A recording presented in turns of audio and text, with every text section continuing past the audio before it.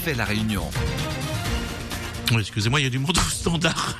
Je fais feu de tout bois. On a le temps d'accueillir Alex juste avant la pause. Et puis, dans la seconde partie, il y aura Chantal et Joseph, par exemple. Bonjour à vous, Alex. Bonjour Madame Baïs.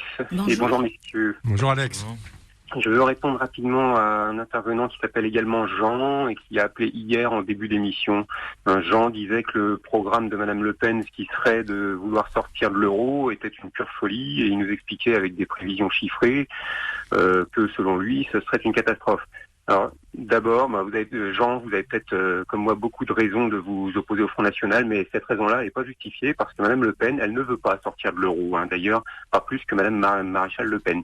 Le fait que le FN veuille sortir de l'euro, c'est une idée que les grands médias veulent vous mettre dans la tête afin de déclencher un réflexe d'opposition.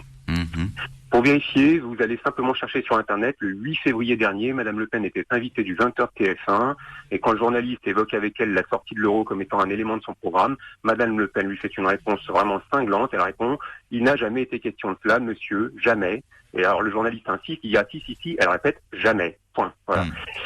Ensuite, sur les effets de la sortie de l'euro, je vous invite à visionner le documentaire qui s'appelle « Les nouveaux chiens de garde ». Vous le trouverez sur Internet, et vous découvrirez que les soi-disant experts économistes qui passent sur toutes les grandes chaînes de télé, toutes les grandes radios, les grands journaux et les magazines, ils sont qu'une poignée, en fait, à tourner d'un plateau à l'autre et d'une rédaction à l'autre. Aucun de ces types-là n'a vu venir la crise de 2008, et même au cœur de la crise, ils disaient encore que ça n'allait durer que quelques semaines. En fait, ils sont payés pour vous dire que tout va bien, et qu'il faut surtout rien changer, parce que si on sortait de l'euro, ce serait l'apocalypse, la fin de la civilisation ou la Troisième Guerre mondiale. Bon. Mais à part ces 4 ou 5-là, qui tournent en boucle, la plupart des économistes pensent au contraire que l'euro est une erreur, qu'il faut en sortir, et que le dernier pays qui en sortira sera celui qui souffrira le plus.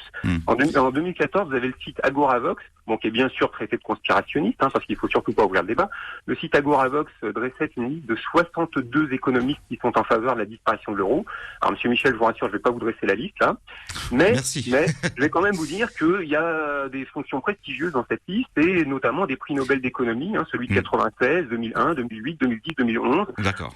Alex, excusez-moi de vous interrompre. Sur l'actualité chaude, la décision, parce qu'on arrive à la pause, à la mi-temps, l'actualité chaude, c'est le départ, en tout cas la décision de François Hollande de ne pas se représenter. Qu'est-ce que vous en pensez? Je pensais que c'était déjà plus un sujet. Monsieur Hollande appartient au passé. Je pense pas qu'il marquera l'histoire, si ce n'est pour avoir été probablement le plus mauvais président de la République, de la Ve République. Voilà. Sauf un peu plus que ça.